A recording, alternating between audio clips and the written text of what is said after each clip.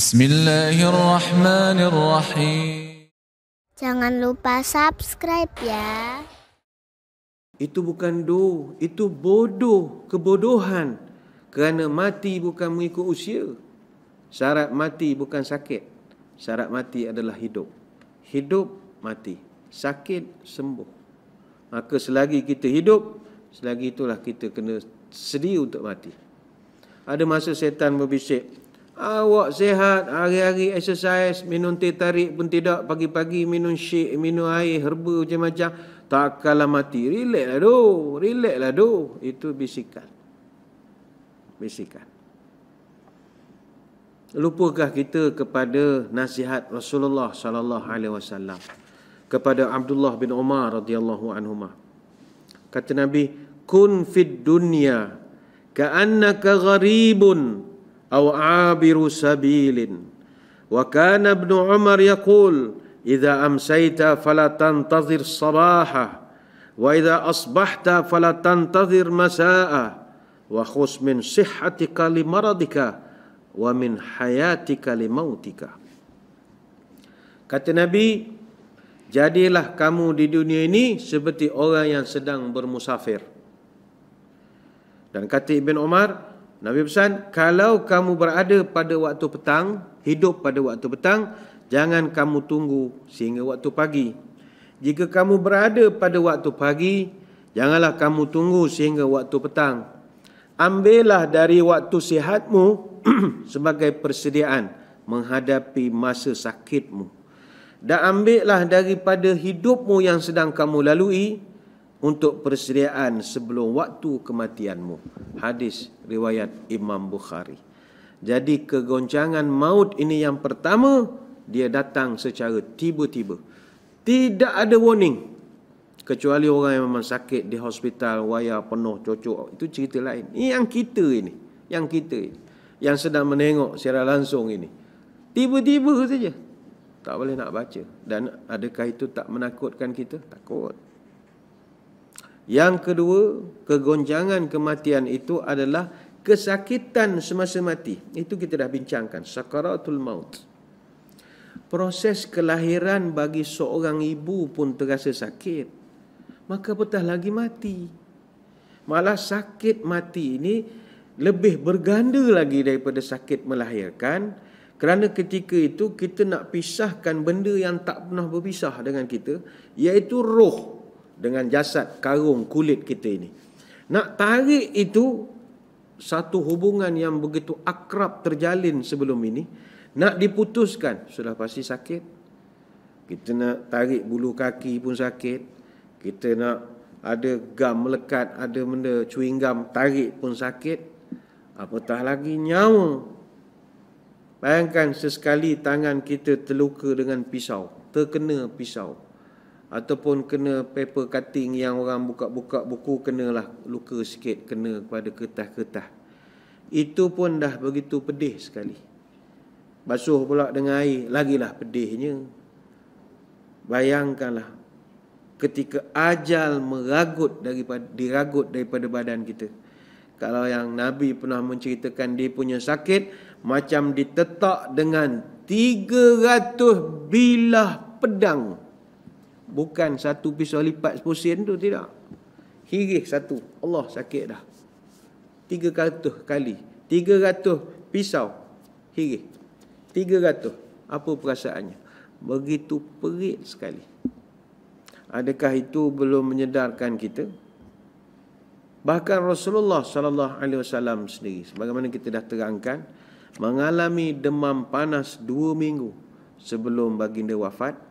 Dan ketika saat-saat akhir Nabi nak diambil nyawanya, baginda masukkan tangan dalam bekas air, dia sapu ke muka, dia sapu ke rambut dia, sampai dia berdoa supaya diringankan. Begitu sakit sekali, sakit. Itu untuk kekasih Allah special.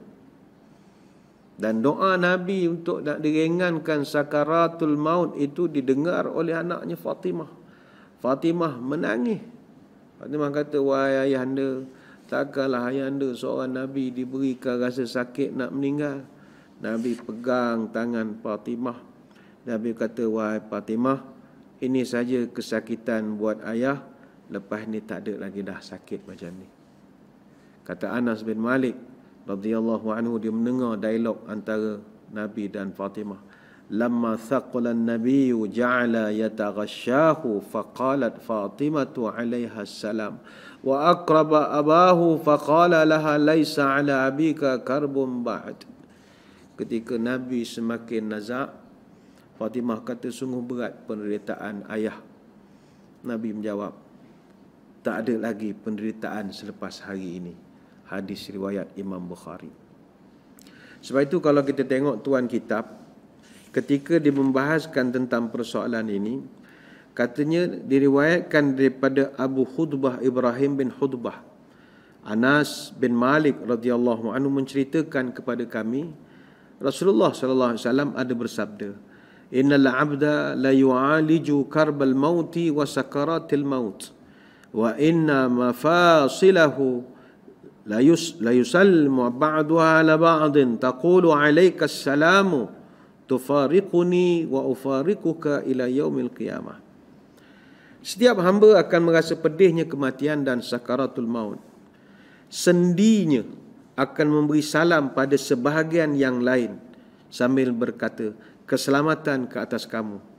Kamu telah meninggalkanku dan aku akan meninggalkan kamu sehinggalah tibanya hari kiamat. Al-Muhasibi menyatakan dalam kitab Ar-Ri'ayah bahawa Allah Subhanahu Wa Taala berkata kepada Nabi Ibrahim alaihissalam, wahai kekasihku, bagaimana kamu merasakan mati?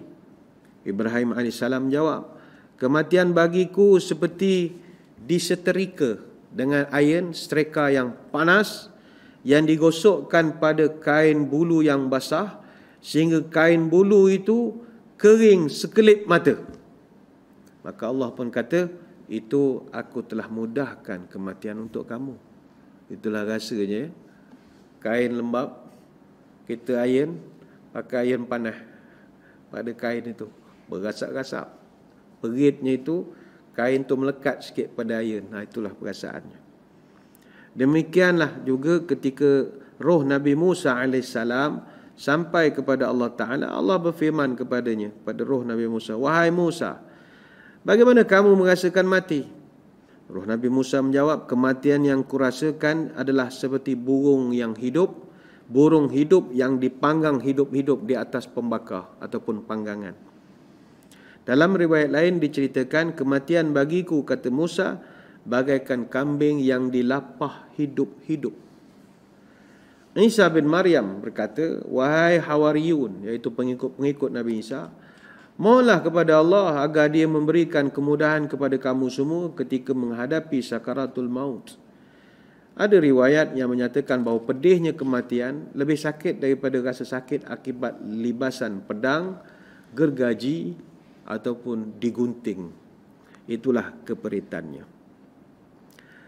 Tapi jangan susah hati. Seperti yang kita dah terangkan banyak kali, bagi orang yang baik-baik macam tuan-tuan, orang yang taat, orang yang siapkan bekalan, itu tak ada masalah. Allah sebut dalam Quran, amma in kana minal muqarrabin farauhun wa raihanu wa jannatu na'im.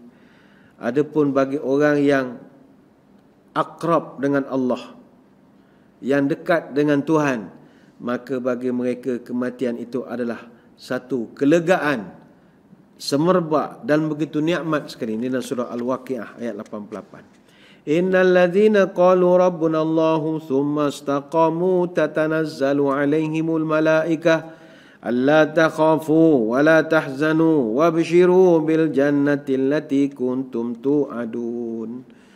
Sesungguhnya orang yang istiqamah, kata Allah, maka ketika mereka nak mati nanti, akan didatangkan pada mereka malaikat yang akan menghiburkan mereka, yang mengatakan jangan takut, jangan sedih, don't worry, be happy, bergembiralah dengan surga yang telah dijanjikan kepada kamu. Ini dalam surah Fussilat ayat 30. Begitu juga Nabi SAW, dia pesan kepada Barra' bin Azib. Kata Nabi, wahai Barra', orang yang baik itu, waktu malaikat cabut nyawanya, malaikat akan cabutnya dengan begitu lembut sekali, seperti air yang jatuh dari atas mengalir ke bawah. Fatakhruju tasilu kama tasilul qatratu min fis siqa fayakhudhuha. Roh orang beriman itu begitu mudah keluar bagaikan air yang mengalir dari muncung teko, mulut teko. Begitu lembut sekali. Tapi ingat, lembutnya itu pada malaikat maut. Malaikat tarik lembut, tetapi orang yang ditarik akan tetap rasa gegarannya, tetap rasa. Proses mencabut nyawa akan bermula bila malaikat maut itu berada pada bahagian kepala dan dia akan cabut nyawa dari bahagian ubun-ubun, kemudian dia akan rentap, sentakkan begitu, maka kita bergegarlah tubuh. Maka pada waktu itu daripada bahagian tumit ke bawah sudah tak ada nyawa lagi, tak rasa sejuk dah. Kita dah sejuk dah. Kemudian ditarik lagi, ketika itu daripada bahagian lutut ke bawah pun dah jadi kosong, sejuk saja. Begitulah proses seterusnya sampai nyawa itu berada di kerongkong. Bila dah sampai di sini, setengah ulama mengatakan pintu taubat sudah ditutup ketika itu. Lepas tu ingat, sakaratul maut ni nazak, disentak. Jadi kepada yang apabila terkejut selalu mencarut itu, kena berlatihlah daripada sekarang. Bila terperanjat atau terkejut, sebutlah yang baik-baik saja. Kita kadang geli menengok orang mencarut beria sangat ni, maki-maki, carut-carut ni. Memang lepas geram, tapi kita khawatir kalau tak dididik mulut ni cakap yang elok-elok, esok mati terperanjat, keluar benda-benda ngarut gitu. Kita mati ni terkejut, terperanjat. Memanglah rasa nyawa tu tarik pada kaki. Sejuk dah. Mati dah aku. Tak berasa dah kaki. Bila nak keluar, dia tarik. Kita takut masa tu awak jenis suka melatah. Ni orang melatah ni, jangan main-main sangat. Gurau-gurau juga. Cuik dia orang. Sebut benda tak senonoh. Semua benda dalam seluar disebut. Jangan. Berlatih sebut benda elok-elok. Boleh berlatih benda ni. Tak ada benda yang tak boleh dalam dunia. InsyaAllah latih boleh. Cuik dia orang. Allahumma salli ala Muhammad. Contohnya. La ilaha illallah. Ini kan terbaik sebut. La ilaha illallah. Jadi bila takdirlah meninggal esok. La ilaha illallah. Sebab kita dah biasa terkejut sebut benda elok-elok. Ya.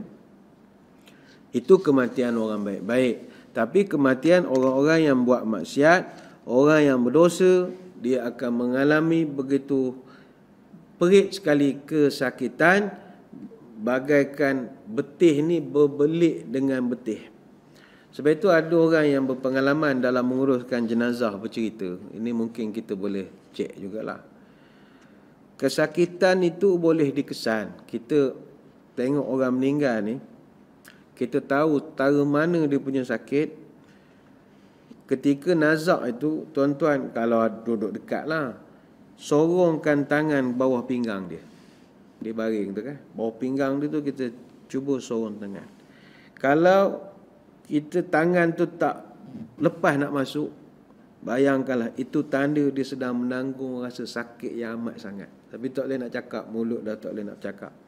Sampai pinggang tu rapat ke lantai. Punyalah sakit macam diperah-perah. Tanya pada orang perempuan yang bersalin, yang nak mudahkan bersalin apa semua. Dia punya pinggang ni rasa macam diperah-perah. Itu nak mengeluarkan anak, ni nak mengeluarkan nyawa. Tengok dia baring esok, sorong tangan, tak lepas. Rapat ni dia menahan sakit. Macam kita spin mesin basuh kan, begitu sakit sekali prosesnya nak keluar. Rasulullah SAW membayangkan malaikat yang mencabut nyawa orang yang dahaka ni, dia umpama kata Nabi satu guni yang penuh dengan gandum, kemudian letakkan satu cangkuk besar, pencangkuk besar, campakkan pada guni itu, tarik. Maka bila kena pada guni, kita tarik, gandum itu keluar daripada guni, keluar. Tapi nak tarik cangkuk tu yang menyebabkan sakit itu. Nak mengeluarkan tu, wormhole tu. Dia dah dia akan keluarlah nyawa. Begitu kasar sekali malaikat buat kerja kepada orang yang maksiat. Tapi kalau orang tu orang baik-baik macam tuan-tuan, puan-puan, buat pelan-pelan sajalah. Sebab itu Nabi Daud AS menggambarkan orang yang hendak mati itu umpama seekor kambing yang sedang makan di padang ragut. Tiba-tiba datang satu orang, lapah kulit dia hidup-hidup. Bayangkanlah betapa sakitnya kambing itu. Maka itulah sama sakitnya orang-orang yang ahli maksiat, yang tak nak bertaubat, tak sempat bertaubat, ketika nyawanya dicabut bagaikan disiat kulit daripada kaki sampai ke kepala. Begitu perit sekali. Itu baru gegaran yang kedua, kematian. Goncangan yang ketiga kematian ini adalah melihat wajah malaikat maut, iaitu Israel. Malaikat maut ini dia akan datang dengan wajah yang berbeza. Kalau orang yang nak mati ni orang baik-baik, orang saleh, maka dia akan datang dengan wajah yang lembut, cantik-cantik, dengan pakaian yang begitu harum sekali. Dan orang yang nak hampir mati itu akan dapat ketenangan, diberikan bantuan-bantuan, dipermudahkan melafaz kalimat syahadah. Itu untungnya. Tapi kalau orang tu orang fasik, orang munafik, orang ahli maksiat, suka dosa, malaikat akan datang, malaikat maut akan datang dalam wajah yang begitu buruk, bengis, panas baran, dengan berbau melantun baunya. Jadi keadaan ini akan menambahkan derita kepada orang yang nak mati. Derita sakaratul maut yang dia akan hadapi. Pada waktu itu, bila ditalkinkan la ilaha illallah, dia tak dapat nak respon kerana dia sibuk dengan kesakitan. Dan dia sibuk dengan kengerian melihat malaikat yang ngeri-ngeri ini, sehingga dia tidak dapat respon kepada orang yang nak talkinkan dia ketika itu. Sebab itu marilah muslimin muslimat sekalian, Tuan Kitab ada membahaskan tentang Israel ini ataupun malaikat maut ini. Bagi kita orang beriman, kita wajib percaya kepada malaikat. Dan keimanan terhadap malaikat mesti mencakupi 4 perkara. Kalau tak ada 4 perkara ini, tak sempurna keimanan kita. Pertama, beriman tentang wujudnya malaikat. Mesti percaya malaikat itu wujud. Yang kedua, beriman dengan nama-nama malaikat. Itu kena percaya nama-nama malaikat. Yang ketiga, beriman dengan sifat-sifat malaikat. Dan yang keempat, beriman terhadap tugasan-tugasan malaikat. Mesti percaya dan tahu. Dan tidak sah keimanan seseorang, khususnya dalam keimanan dia kepada malaikat, kecuali dia mesti ada keempat-empat unsur ini. Unsur secara mujmal maupun tafsil. Mujmal ni global, tafsil ni terperinci. Siapa yang mengingkari, maknanya terbatallah kesempurnaan imannya itu. Dan orang yang beriman, dia wajib mencintai malaikat.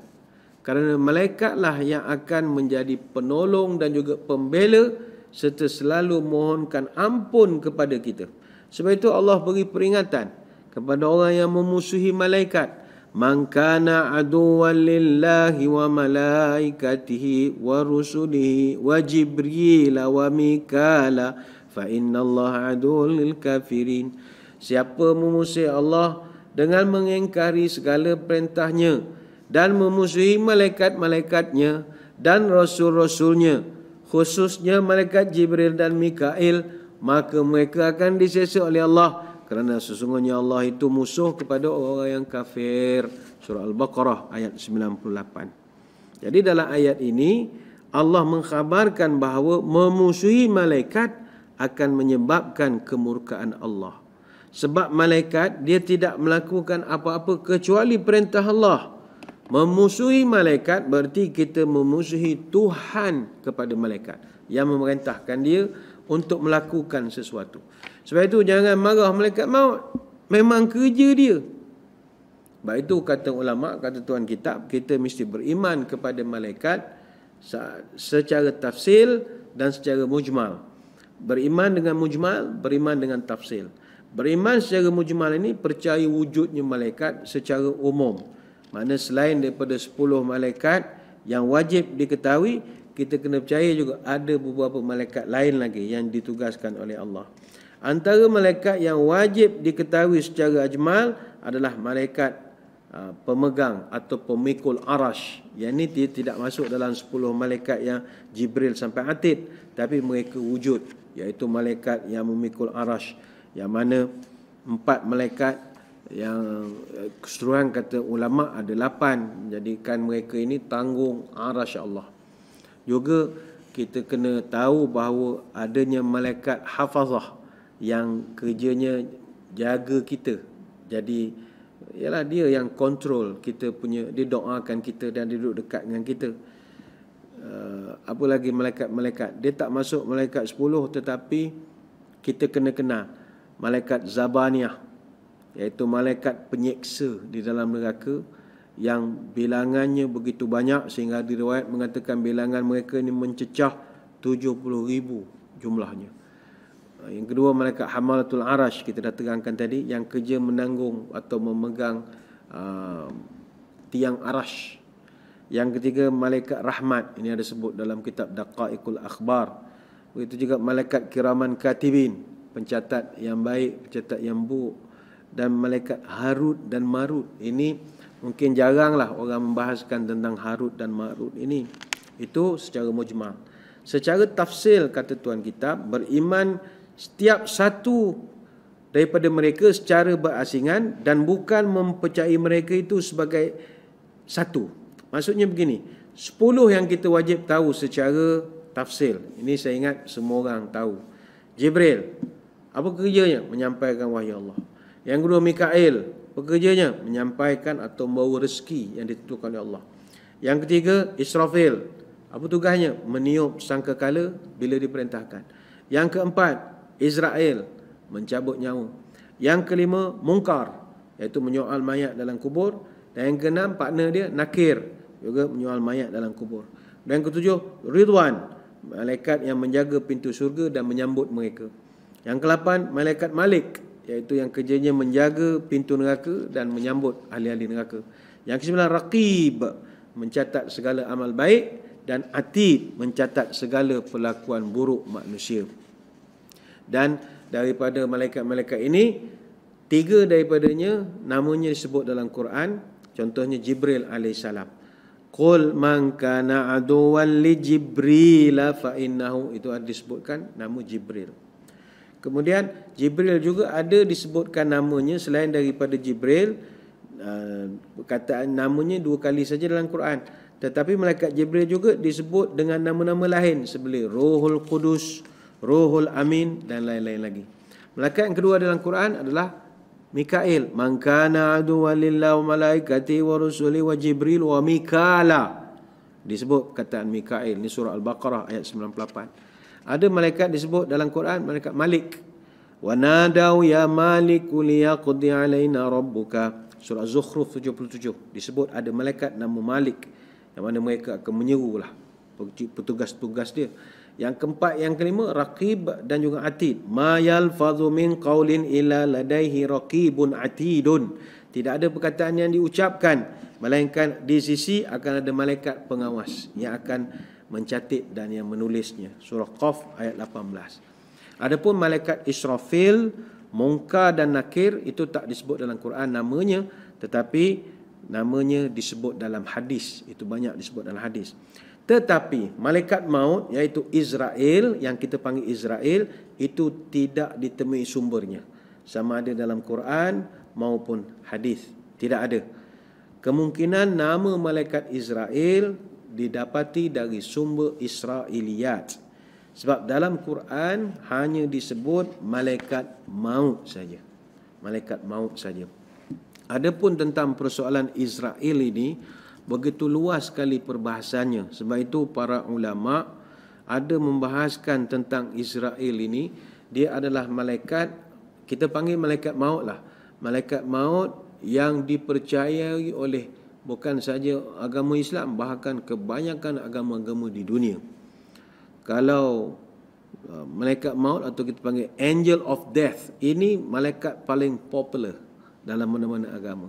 Sebab itu asal sejarah Grim Reaper, kalau yang tuan-tuan kaji budaya barat, dalam budaya barat pencabut nyawa biasanya dikenali sebagai the Grim Reaper. Digambarkan sebagai seorang yang badan macam rangka, pegang sabit besar dan pakai jubah tengah malam, jubah warna hitam, ada hood, pakai kerudung, kadang-kadang dia kapan putih. Itu dipanggil Grim the Reaper. Sebab itu kematian dari sudut gambaran dalam mitologi pun ada juga. Beberapa mitologi dia mempunyai dewa-dewa yang menyebabkan kematian ataupun yang menjadikan punca kepada aspek kematian. Ankou de Breton, ini semenanjung besar di bahagian barat Laut Perancis, sebelah selatan Selat Inggeris, sebelah utara Teluk Biskay, pantai barat Perancis. Mereka percaya dengan watak Ankou de Breton. Kemudian Hades and Thanatos, ini dalam masyarakat Greek kuno dikenali sebagai King of the Underworld and God of the Dead. Begitu juga Hel dan Odin di Norse, sebelah Skandinavian. Begitu juga Hungkem dalam masyarakat Mayan dikenali sebagai Death Gods. Izanami no Mikoto dan Shinigami Ningyo Joruri dalam agama Shinto, the Goddess of Death. The Morrigan dalam masyarakat Island. Mos ataupun Letus dalam masyarakat Greek kuno. Watak Mot and Shemal dalam masyarakat Ugaritic, ni Semitic sebelah barat laut. Begitu juga watak Kalma dan Surma dalam masyarakat di Finland. Watak Yama and Yama Raja, ini dalam mitologi Hindu. Dalam kitab Hindu, itu Veda, penguasa kematian disebut Yama ataupun Yama Raja. Ataupun orang China, di China dipanggil Yanlu. Yanlu. Sebab itu menceritakan tentang permasalahan malaikat maut ini, persoalan yang besar ataupun angel of death ini. InsyaAllah kita akan sambung sedikit lagi perbahasannya pada minggu hadapan, insyaAllah, kerana masa kita tak mengizinkan. Maka saya kira sekadar itu dulu sembang-sembang kita mengenai kematian ataupun Israel pada hari ini.